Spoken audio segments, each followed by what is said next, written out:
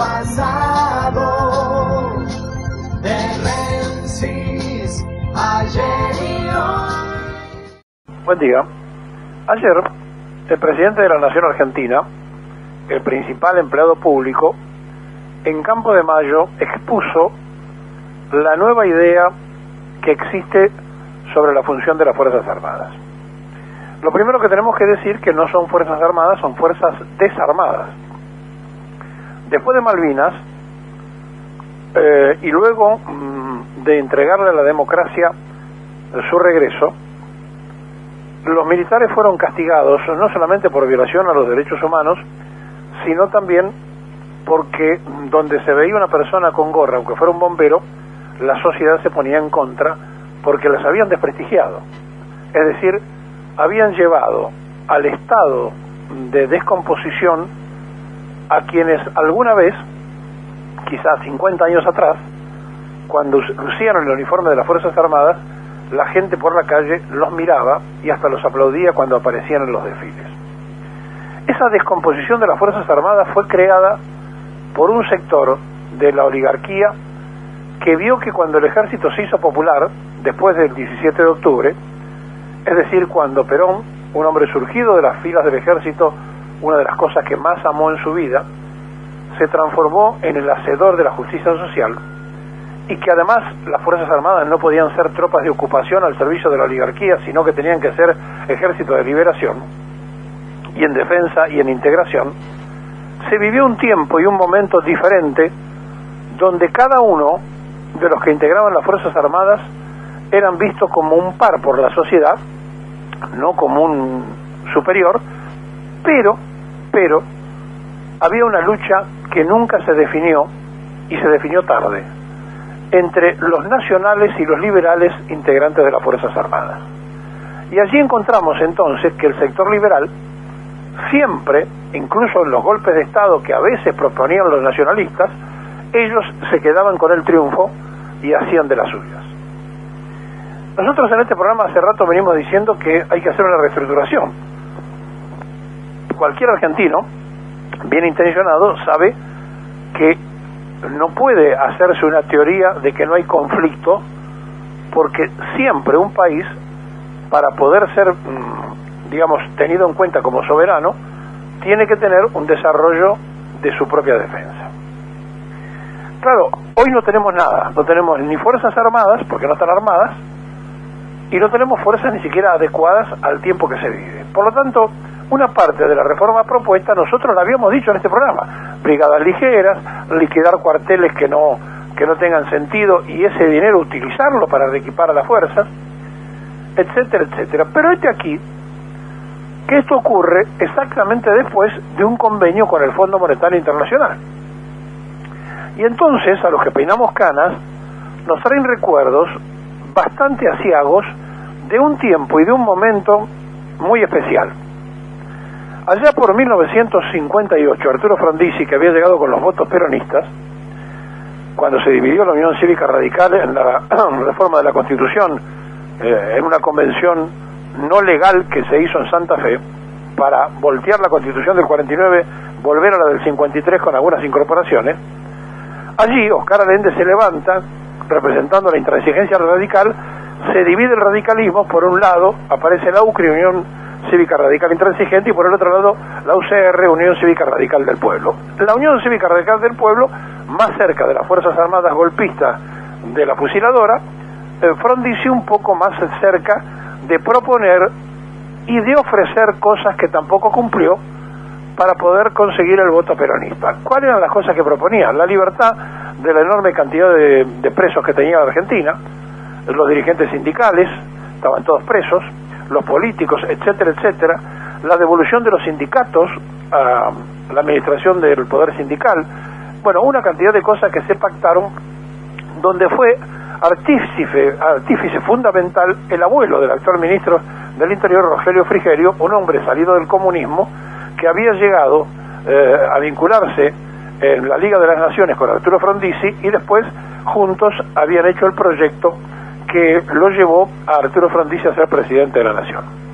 Y Frondizi habló de la autosuficiencia, del desarrollo petrolero, cosa que de alguna manera se había logrado en 3 años, pero todas las empresas estaban en manos norteamericanas. El otro grupo radical, que llegó después que lo voltearon los militares a Frondizi, encabezado por el sector que se había quedado afuera en la pelea, después terminó con los contratos petroleros de Frondizi.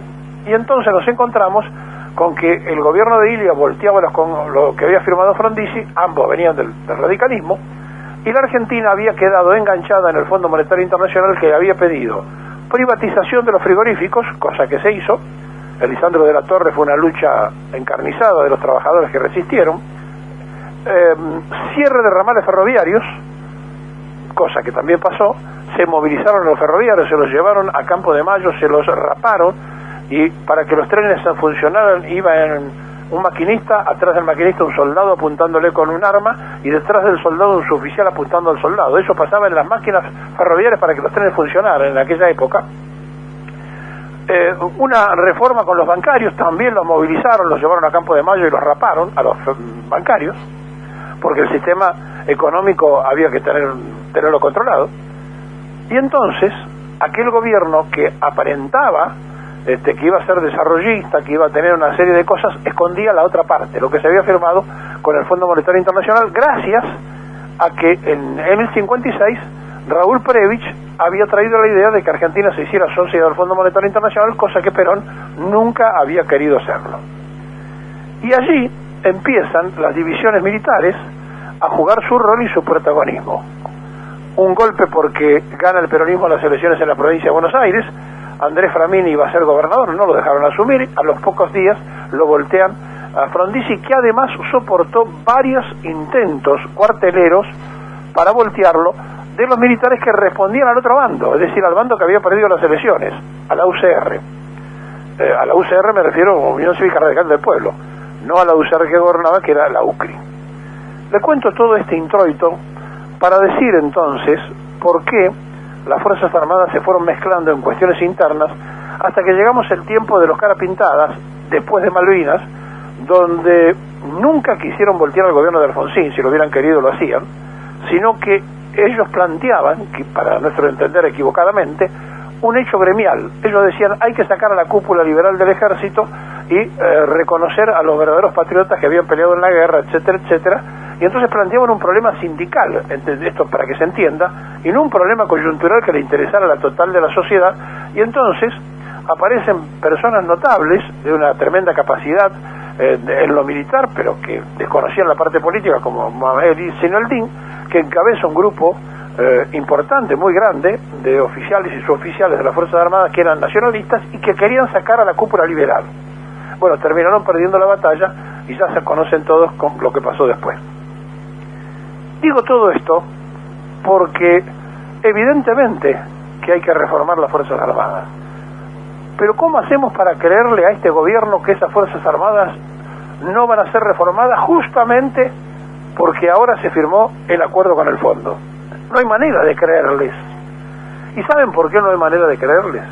Miren, vamos a escuchar una vieja grabación donde antes de asumir el gobierno estaba Peña, el nieto de Frigerio, el actual ministro, y María Eugenia Vidal. A ella no la van a escuchar, pero estaba en TN.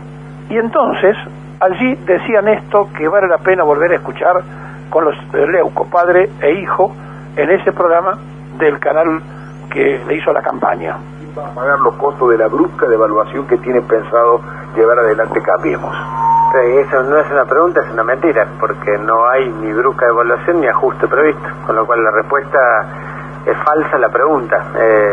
Es una de esas trampas dialécticas típicas del relato, digamos, de ya querer hablar por nosotros, no solo decir lo que nosotros vamos a hacer, sino además hacernos la pregunta de lo que nosotros no dijimos. Usted se compromete aquí frente a la gente que no va a haber devaluación, que este gobierno, si Mauricio más que el presidente, no va a hacer ningún tipo de devaluación. Acá el tema central es que no va a haber un ajuste porque venimos, y el doctor Rogelio lo puede explicar mejor, pero venimos de una economía ajustada. una economía devaluada de los últimos años. Lo que necesitamos es crecer, necesitamos fortalecer el peso, necesitamos combatir la inflación, necesitamos generar empleo. Eso es lo que va a pasar a partir de diciembre, porque va a haber un gobierno que genere confianza, que es lo que ya el kirchnerismo no puede generar. Ahora, recién estaban, ¿no? Bueno, Frigerio ha dicho, claro, que lo mencionó, el gobierno más devaluador de historia, se refirió al gobierno de Cristina. Justamente, nosotros proponemos un cambio para la Argentina, no podemos hacer más de lo mismo, no podemos hacer más ajuste y más devaluación, porque eso sería la continuidad. Este es el gobierno que más devalúa en el mundo, llegó el dólar de 3 a 10 o a 14, tomemos cualquier tipo de cambio oficial que querramos. No hay otro país en el mundo que hizo esto con su moneda nacional. Y la gente lo sabe, la gente sabe lo que se podía comprar hace 10 años con un billete de 100 pesos y lo que se puede comprar hoy. Hace 10 años te podías comprar 40 kilos de yerba con un billete de 100 pesos. Hoy te puedes comprar con suerte 3 kilos de yerba. Eso es devaluar la moneda nacional. Bueno, cuando usted escucha a la gente que antes de asumir el gobierno dicen estas cosas y que hoy, cuando están en el gobierno, hacen lo que ya conocemos, ¿cómo se hace para creerle? Es imposible creerle porque mintieron en la campaña y siguen mintiendo en el gobierno de los globos todos los días. Por lo tanto, aquello que nosotros decíamos de la reforma de las Fuerzas Armadas, que lo primero que hay que hacer es armarlas porque están desarmadas, evidentemente, aunque podamos tener coincidencia, no creemos que este sea el gobierno que lo deba hacer, ni creemos tampoco que se deba quedar estático y que todo pase por un debate en el Congreso, sino que vamos a ver dónde está lo escondido de lo que ayer dijo el presidente de la República y comandante en jefe de las Fuerzas Armadas. Y es interesante porque el decreto 727 del año 2006 que había firmado Néstor Kirchner limitaba las acciones de las Fuerzas Armadas a ataque de estados extranjeros. Bien, eso también obviamente puede ser ajustable, puede cambiarse, puede interpretarse, pero ¿por qué hay que abolir este decreto? Para poder dar participación interna. Y entonces se habla también que el Estado Mayor Conjunto va a proponer fortalecer la arquitectura del sistema de comando, control de comunicaciones, léase espionaje, computación, inteligencia, vigilancia, etcétera, etcétera. Y además, en otro punto, habla de algo muy interesante, se lo voy a leer textualmente. Está previsto el desarrollo de elementos terrestres, navales y aeroespaciales de carácter modular e integrados para conformar de fuerzas de intervención rápida. Hasta ahí totalmente de acuerdo. El ministro Aguad dijo que habrá una unidad de despliegue rápido, es imprescindible que se modernicen y que esto sea así, pero escuchen esto, para todo el país, que van a conformar 10.000 uniformados para dar apoyo logístico de seguridad, es decir, participación interna de las Fuerzas Armadas en el control de cualquier reacción social, gremial o lo que fuese, o política, en el país. De manera pues que esto es el regreso institucional a las Fuerzas Armadas otra vez en la calle, cosa que hacían en épocas de la dictadura, pero ahora legalizado a través de un ministro de Defensa, les recuerdo, que primero lo hicieron ministro de Comunicaciones para que manejara la deuda de la familia Macri con el correo, y después lo premiaron dándole el Ministerio de Defensa para que también haga la suya. Más allá de los cuestionamientos que tiene Aguad, va a ser el encargado de llevar el desarrollo adelante. Y por otro lado, hay un aspecto notable en las consideraciones que se hace cuando hablan que ante las muy buenas relaciones con el Reino Unido hay que pensar en que en el Océano Atlántico hay que patrullar, hay que hacer defensa y demás, pero que ya no es ese mismo riesgo que había antes de las buenas relaciones carnales que hoy tenemos con los ingleses.